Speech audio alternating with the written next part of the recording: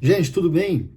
Olha só, da série de vídeos que eu tenho aqui no canal, que tratam de imposto de renda pessoa física, cruzamento de dados, malha fina, fiscalização, assuntos estes que têm gerado grande interesse e consultas e questionamentos aí nos comentários, né, dos vídeos. Uma das perguntas que sempre vem, né, é muito comum, né, que as pessoas façam, é a questão da transferência de dinheiro entre os cônjuges, entre marido e mulher ou vice-versa, né, que é aquela rotina de pagamentos aí das contas da casa, onde um dos cônjuges aí transfere dinheiro para a conta do outro, para pagamento de supermercado, farmácia, escola de filho, festa infantil, etc., né? Coisas da rotina doméstica. E aí o pessoal fala, pô, e agora com todo esse monitoramento de Pix, cruzamento de dados, né, o vídeo que eu fiz aí do robô da Receita Federal e dos cruzamentos foi muito visualizado, gerou foi muito repercutido, né? E aí o pessoal traz esse tipo de questionamento com relação ao Pix aí entre o casal. Veja, então eu vou responder aqui bem objetivamente, tá? E vou explicar os detalhes aí relacionados à questão do regime de bens, né? Porque isso conta na resposta. Então, se você se interessa por isso, por esse tipo de conteúdo que eu tenho postado diariamente aqui no YouTube, curte o vídeo aí, beleza? Se inscreva no canal, compartilhe isso aqui com um amigo seu aí cuja informação possa ajudá-lo, tá? Até para o nosso trabalho aqui crescer. Vamos lá, gente, respostas, tentar ser breve aqui. Então, assim, ó, se eu fizer Pix para minha esposa ou se eu fizer Pix para o meu marido, isso é tributado? A Receita Federal vai me pegar? Tem algum ônus com relação a isso? E a resposta, via de regra, é não, tá? Ou seja, a transferência de dinheiro entre cônjuges, via de regra, não é tributada quando considerada patrimônio comum do casal. E por que eu estou falando via de regra?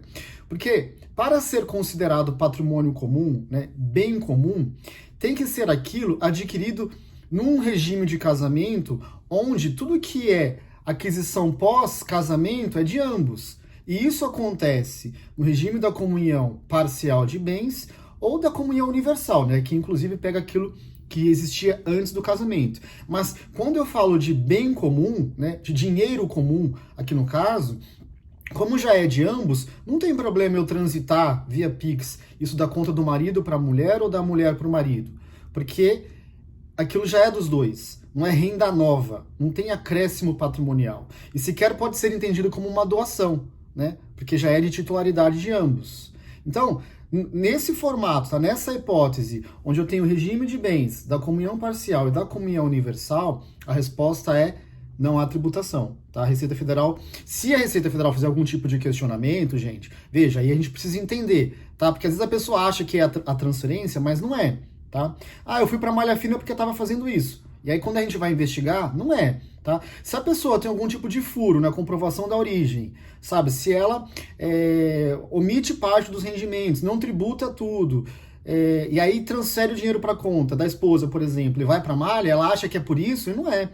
A Receita identificou falta de origem, identificou uma suspeita de omissão de rendimentos. E aí o que ela está querendo investigar é a origem, não a transferência. Tá? Que fique bem claro. Até para você não querer atacar o problema que não existe, sendo que o problema é outro. Então, no regime da comunhão parcial e da comunhão universal, não tem essa questão da Receita pegar a transferência porque isso é patrimônio comum. Por que a gente separa os regimes? Porque quando eu falo do regime da separação total de bens, os frutos, né, os rendimentos, eles não se comunicam. Né? Ou seja, o que cada um ganha é bem particular. Aí o que acontece é que se eu fizer uma transferência do marido para a mulher, por exemplo, é como se eu estivesse fazendo uma doação, porque aquele dinheiro não faz parte do patrimônio comum, né? Já não é de titularidade do cônjuge, é um dinheiro que ele está recebendo a título gratuito. Então aí precisa ter atenção, porque quando a gente fala de cessão gratuita, né, de doação, a gente vai para a esfera do ITCMD, ou ITCD, como alguns estados denominam por aí, tá?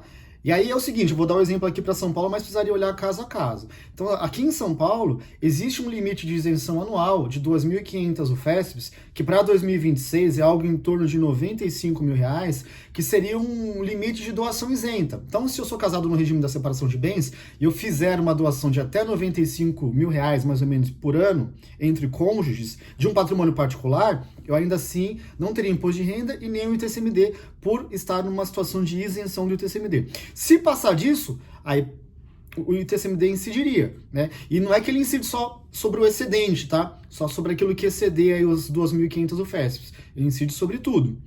Então veja, nesses casos, aqui para fechar o vídeo, tá? Nesses casos específicos aí de separação de bens, onde há trânsito de dinheiro, transferência, PIX, muitas vezes a recomendação que eu já dei aqui foi a de fazer um cartão de crédito. Faz um cartão de crédito em nome de quem faz a transferência, de quem arca com a maior parte das despesas. Esse cartão vai ficar em nome do titular, que é o gerador do dinheiro, e entrega para a esposa usar, entendeu? E você vai depois e paga a fatura.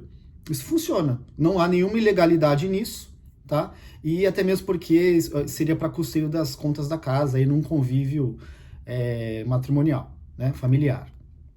Beleza, gente? Gostaram do conteúdo? Espero que sim. Né? Eu sempre tento ser rápido, não passar muito de 5 minutos, mas passei aqui. Peço para vocês se inscreverem no canal, curta o vídeo aqui, manda para um amigo, mande para um amigo, e para o nosso trabalho crescer cada vez mais. Beleza? Eu sou o Alexandre, advogado aqui em São Paulo. Agradeço por terem assistido até aqui. Um abraço a todos. Mais uma vez, se inscrevam no canal e até mais.